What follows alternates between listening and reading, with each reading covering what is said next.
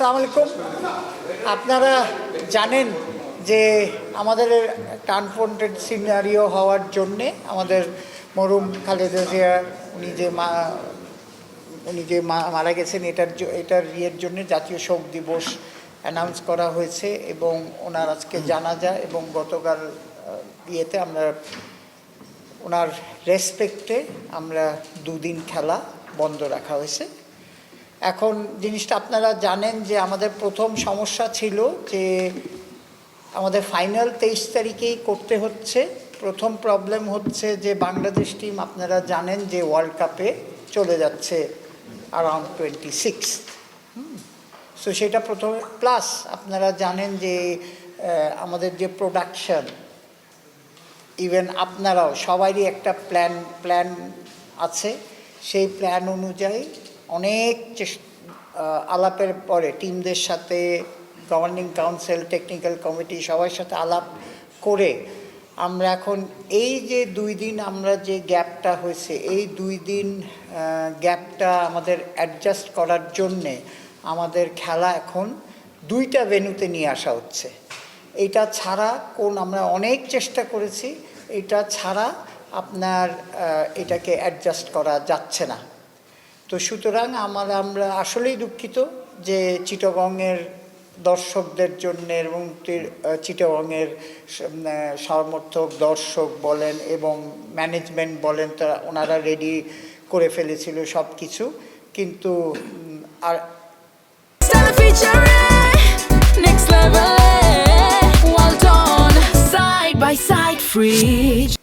Under current সার্কামস্ট্যান্সেসের আমাদের Chittagong venue খেলাগুলি cancel করে এইখানে আমরা 2 দিন বাঁচাবো ট্রাভেলিং ডেটে। হ্যাঁ, যেটা ধরেন এখান থেকে অল ইকুইপমেন্ট চিটাগং যাওয়ার কথা ছিল, আবার ওইখান থেকে 2 দিন আপনারা আগের পিকচারটায় দেখবেন। সো ওইটাকে অ্যাডজাস্ট করে আমরা চিটাগংয়ের খেলাগুলি এখানে নিয়ে আসছি, সিলেটে নিয়ে আসছি। সিলেটে এখন 12 তারিখ পর্যন্ত খেলা হবে। আমরা 13 তারিখ টিমগুলি চলে যাবে ঢাকায়। বাকি অন্য কিছু আমরা টাচ না করে, কিছু খেলা সকাল বিকাল করতে হয়েছে। তাছাড়া আমরা এই চেঞ্জেসটা এনে এখন ডিক্লারেশন দেওয়া হইলো যে আপনার 12 তারিখ পর্যন্ত সিলেটেই কন্টিনিউ হবে। চিটাগং ভেন্যু আমরা ক্যান্সেল করছি।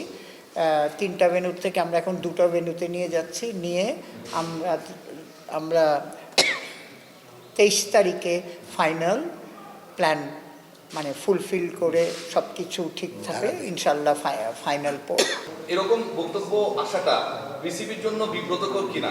কারণ এগুলো তো আইসিসিও দেখে যে একজন অ্যাডভাইজার বা মিনিস্টার পর্যায়ের একজন বলছেন যে কোন ক্রিকেটার খেলবে না, বিসিবিকে তিনি এটা বলে দেবেন। হ্যাঁ, সো আমার মনে হয় এটা আরেকটা দিন, এটা actually it's a very good and correct question. I can't বলতে পারতেছি না যে নো ইউ আর রং বা আই এম রাইট। আমার মনে হয় এটা নিয়ে অ্যাকচুয়ালি আরেক দিন আমাদের সবাই এটা নিয়ে আলাপ করা উচিত। কথাটা বলছেন, আমি মনে করি এটা আলাপ করা উচিত। He is a great player, asset of Bangladesh, asset of Bangladesh cricket as a player. So সুতরাং এটা নিয়ে অ্যাকচুয়ালি এই ফোরামে আমি এখন, আপনি আমাকে পাইছেন বলে জিজ্ঞেস করছেন, ফাইন। আপনি তো কথা বলেন, তুমি বের করেছেন, অন্যরা কিন্তু এড়াই যায়। এটা আমি আপনাকে বলছি, বা অনেকে আপনাকে নিয়েও হাসাহাসি করে, মজা নেয় যে উনি এই প্রশ্নের উত্তর দিল না, কিন্তু আপনি ছাড়া তো কেউ কথা বলে না। সেটা আপনাদের পছন্দ করি বেশি বলেই না করতে পারি না। হ্যাঁ, ঠিক আছে, আমি আপনারা এটা তুলেছেন। What best I can do, I will speak with our president and the board, and আমরা একটা এটার রিপার্কেশন, আমাদের কি রিপার্কেশনটা, এটা চেষ্টা আমি তুলে ধরবো।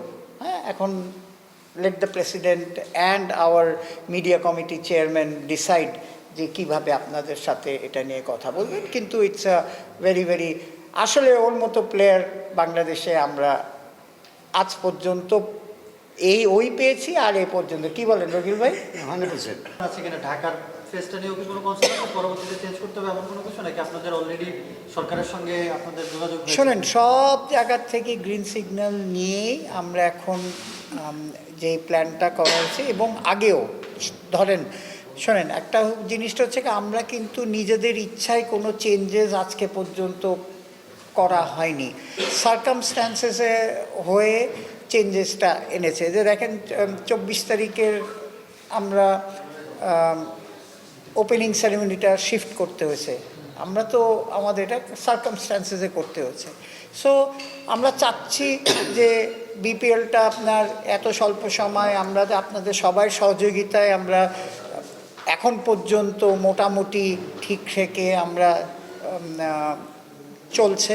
সো হোপফুলি আপনাদের সবার সহযোগিতা নিয়ে আমরা 23 তারিখে শেষ করতে পারবো। দায়িত্ব নিয়েছে। হ্যাঁ, এই অর্থ ব্যয়টা কি বিসিবি করছে নাকি তাদের ওই যে 10 কোটি ওদের ওদের ওদের ওইটাই ওই টাকা কি আপনারা এখনো ক্যাশ করতে পেরেছেন বা পারছেন? আমাদের কাছে তো আছেই, আমাদের কাছে আছেই। এখন কথাটা হচ্ছে, আমি আপনাকে বলি, তারা কিছু পে অর্ডার দিয়েছে, কিছু চেক দিয়েছে, কিছু এখানে ওনাদের গতবারের কিছু ছিল না বলে আমরা কিন্তু তাদের ধরতে পারিনি। আপনি ব্যাংক গ্যারান্টি বলেন বা চেক বলেন, আপনি যদি আপনার নামে চেক দিয়ে দেন, আপনি জানেন যেটা বাউন্স করলে কিন্তু আপনি ছাড়া পাবেন না।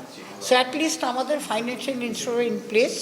হ্যাঁ, ওনাদের সাথে এখন আমরা মিটিং করব, যে খেলাটা শেষ হোক, তারপর মিটিং করে হ্যাঁ সেটেল করবো যে আমরা তো ওনাদের থেকে বেশি টাকা চাচ্ছি না, আমাদের যে খরচ অপারেশনাল কস্ট তাদের কাছ থেকে আপনারা নেবেন। না, ওই জন্যই তো আমরা এইবার এত স্ট্রিক্ট হয়ে টাকাটা, চেকটা, ফাইন্যান্সিয়াল ইনস্ট্রুমেন্টটা রাখা হয়েছে এই কারণে। সাকিব বিষয়তে মিঠু ভাই একটু প্রশ্ন করতে চাই। গতকাল ক্রিকেটটা আসছে, ক্রিকেট হ্যাঁ। বোর্ড নিয়ে আসছে, আমরা আলোচনা করেছি এটা নিয়ে। সাকিব আল হাসান বলেছে তার সাথে যেটা হয়েছে, that was a political decision, not a decision made by BCB. ICC এবং ফিফা তারা আসলে এরকম ডিসিশনগুলোকে অ্যালাউ করে না। একজন ক্রিকেটার তিনি খেলবেন কি খেলবেন না এটা রাষ্ট্র ডিসাইড করবে না, মানে পলিটিক্যালি এই ডিসিশনটা নেবে বিসিবি। সাকিবের ক্ষেত্রে এটা হয়েছে এবং তিনি বলেছেন এটার ইনভেস্টিগেশন হওয়া উচিত, আইসিসিতে যাওয়া উচিত, বিসিবির সাসপেন্ড হওয়া উচিত। আমার কথা না, এই ব্যাপারে আপনাদের রিয়াকশন জানতে চাই। রিয়াকশনটা হচ্ছে, এটা যখন মানে এটা অ্যাকচুয়ালি এই ব্যাপারে আমি কমেন্ট করার কেউ না। অ্যাজ রাইট নাও আমি বিপিএল নিয়ে কথা বলতেছি। It's a very valid question. I think right ইয়েতে আপনি এটা আমাদের কাকে বললে মিঠু ভাই রাইট পারসন থেকে পাবো আমরা? এটা রাইট পারসন। প্রেসিডেন্ট বলে যে আমি বলবো না। না না, এখন কথাটা হচ্ছে কি যে এই প্রেসিডেন্টের সময় কিন্তু হয়নি, না, যদি আপনি না, চেক হয়নি, করেন। হয়নি। সো এটা কিন্তু তাই বলে যে আমরা বলবো যে এই প্রেসিডেন্ট হয়নি বলে বিসিবি ইয়ে নাই, এখন এটা হচ্ছে এটা কি আসলে পলিটিক্যাল ইনফ্লুয়েন্স ডিসিশন ছিল মিঠু ভাই? এটা তো ও তখনকার প্রেসিডেন্ট বলতে হবে। মানে ফারুক আহমেদ এটা বলছে। ফারুক ভাইকে জিজ্ঞেস করলে বলতে পারবেন, কারণ উনি মেন ডিসিশনটা, তখন তো উনি যোগাযোগ ছিল আমাদের অ্যাডভাইজারের সাথে। অ্যাডভাইজার বলেন, আমাদের যে রাষ্ট্রীয় যে সবচেয়ে সর্বময় যারা ছিল তাদের সাথে কানেকশন ছিল, তো উনি